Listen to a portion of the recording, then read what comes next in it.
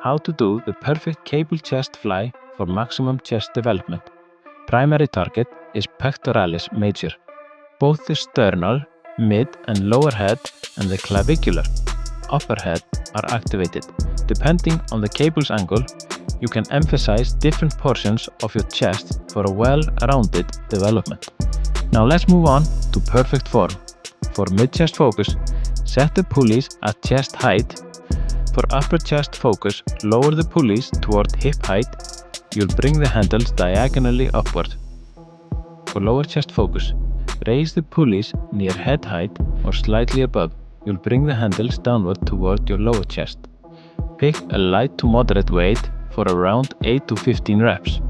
Remember, you're isolating the pecs, not chasing a max press. Stand between the two pulley towers near the cables. Grab one handle first and pull it against your chest. Cross over to grab the second handle in the same way. This protects your shoulders from heavy force while you get into position. Take one stride forward, maybe slightly off to the side for better balance. Plant your front foot firmly, with the back foot on its toes. Keep your chest up and shoulders back and down, and maintain a slight forward lean. Don't let your shoulders shrug up to your ears. Once you're set, press your arms straight out in front of your chest. Elbows remain slightly bent. Do not lock them out. This forward push presets tension on your pecs and ensures you start from a stable, slightly contracted position. Inhale to stabilize your torso and tighten your core. Slowly open your arms out to each side, keeping that slight elbow bend. Make sure the line of the cable matches the path of your elbows. If the cable is pulling your elbows too high or too low, tension will shift to your shoulders, lats, or front delts. Keep that slight bend in your elbows as you go as far back as you can without straining your shoulders for a big stretch. Keeping your arms too straight can cause bicep strain, while bending them too much turns it into a press. Pause for 1 to 2 seconds before exhaling as you pull your arms together. Key point here is to move your arms in an arc by thinking about hugging a tree instead of pushing them straight forward. Keep your shoulders back and avoid letting them roll forward. Aim to bring your biceps toward your sternum, not just your hands together. You can even cross your arms for a bigger pec contraction. Briefly pause and squeeze your pecs at the end before inhaling and slowly opening back to the wide position. And that's the perfect cable chest fly. Once you've got your form dialed in, here are a few tweaks to try out. Number 1, lean back trick. As you move inward, gradually lean back just a little so your chest stays in front of your shoulders. This prevents the delts from dominating. Number 2, extended eccentric. When you can't do any more normal reps, pull your arms together, push them forward, and focus on a slow eccentric phase as you open. Number 3, grip adjustments.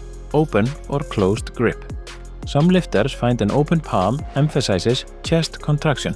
Experiment to find your best mind-muscle connection. Number 4, seated variation. Sit on a bench to remove lower body balance issues, allowing you to concentrate purely on the chest squeeze. Number 5, single arm cable fly. Great for fixing imbalances or if you need extra core challenges. You can put one hand on your pec to ensure you're driving from the chest rather than the shoulder. Number 6, partial reps. On your final set, when you can't complete a full rep, keep going even if it's just the first 20% of the movement. Since this exercise taxes you most at the stretch, partials can be extremely effective. Number 7, kneeling finishers. On your final set, drop to your knees to remove lower body assistance and get a few more reps. Great for blasting the pecs when you're almost tapped out. And finally, let's address some common mistakes and how to fix them. Number 1, leaning too far forward and letting shoulders take over. Instead, use only a slight forward lean. As you pull the handles in, Press your upper back backward so the chest remains the prime mover. Number 2. Standing too far inside or way too far out from the machine. Instead, take one stride out from the cables. This aligns tension on your pecs, not on your biceps or shoulders. Number 3. Using too much weight, turning it into a press. Instead, lower the load, maintain a smooth arc, and keep elbows slightly bent to isolate the chest effectively. Mistake number 4. Doing them all at the same time. Which of these mistakes have you caught yourself doing? Drop a comment below and let me know. Check out these videos if you want to learn more. Until next time, verið sæl.